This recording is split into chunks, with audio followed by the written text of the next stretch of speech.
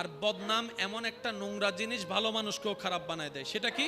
আপনি একজন চুরি করে নেয়, তাকে যদি আপনারা সবাই মিলে এক সপ্তাহ চোর ডাকেন, সে পরের দিন কি বলবে জানেন? চুরি না করে যেহেতু চোরই হইলাম, যা কালকে থেকে আমি চুরিই করলাম। স্বামী স্ত্রী দেখবেন একজন আরেকজনের দোষ খুঁজে খুঁজে সংসারে শান্তি আনতে চায়, জীবনেও সম্ভবপর নয়। প্রত্যেকটা কিছুর একটা সাইকোলজিক্যাল সিস্টেম আছে, আর ইসলাম এত সুন্দর প্রত্যেকটা সাইকোলজিক্যাল সেক্টরে গিয়ে কাজ করেছেন। সুবহানাল্লাহ।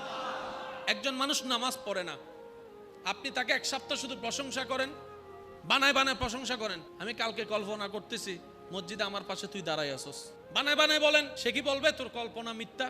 বলবে না, লজ্জায় পড়ে। এক সপ্তাহ নামাজ নিয়ে প্রশংসা করেন, দেখবেন যে এক সপ্তাহ পর সে লজ্জায় পড়ে হলো। প্রশংসা দিয়ে, উৎসাহ দিয়ে যেটা পারবেন, বকা দিয়ে, রাগ দিয়ে, হিংসা দিয়ে, অহংকার দিয়ে, খাজনার চাইতে বাজনা বাড়ানো ছাড়া কিছুই হবে না। তরকারিতে যে লবণ কম হয়েছে, কোন মা বোন কি চায় তরকারি অসাধ হোক? কোন মা বোন কি চায় তরকারি মজা না হোক? তাহলে তরকারিতে যদি লবণ কম হয়, আপনাকে আমাকে বুঝতে হবে উনি কোনো কারণে হয়তো হয় নাই, ইচ্ছে করে তার ভুল করে নাই।